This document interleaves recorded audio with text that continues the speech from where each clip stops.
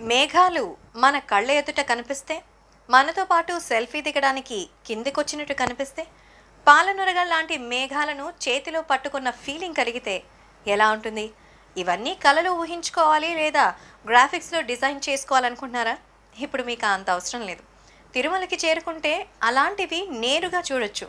వరుసగా వర్షాలతో ప్రకృతి సోయగాల రమణీయత నడుమ తిరుమలగిరులు ఆహ్లాదంగా మరి వచ్చే ప్రేక్షకులని భక్తులని అలరారిస్తున్నాయి. ప్రకృతి సోయగాలకు పుట్టినిల్లైన తిరుమల కొండ మార్గమంతా కూడా ఇప్పుడు పచ్చటి చెట్లతో పువ్వులతో ఆహ్లాదంగా ఉంది.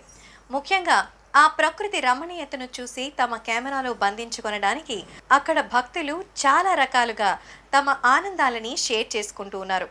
ముఖ్యంగా తిరుమలలోని 2వ కనుమ మార్గంలో ప్రకృతి సోయగాల ఆ వర్ణనలను వర్ణించడం ఎవరి తరం కావడం లేదు.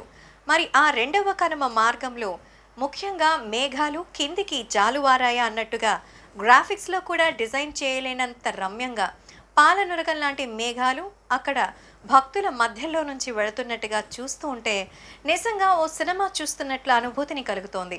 ఖచ్చితంగా ఓసారైనా అక్కడికి వెళ్ళాలి అనిపిస్తుంది. ఏదైనా మరింత చల్లని ప్రదేశాలలో ఊటీ, కొడైకెనాల్ ఇలాంటి వాటిల్లోనే ఇటువంటివి చూస్తామా అంటే అక్కడ కూడా ఇంత దగ్గరగా కనిపించవు. మరి భూమికి ఆకాశానికి మధ్యన కొండ మహదారులలో మరి వీటికి కనిపించే ఈ అద్భుతమైన సోయగాన్ని చూస్తూ భక్తులు పరవశించిపోతున్నారు.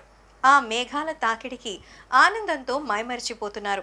ప్రకృతి ఇంత అందంగా ఉంటుందా అని తిరుమల సొగసును ఆస్వాదిస్తున్నారు.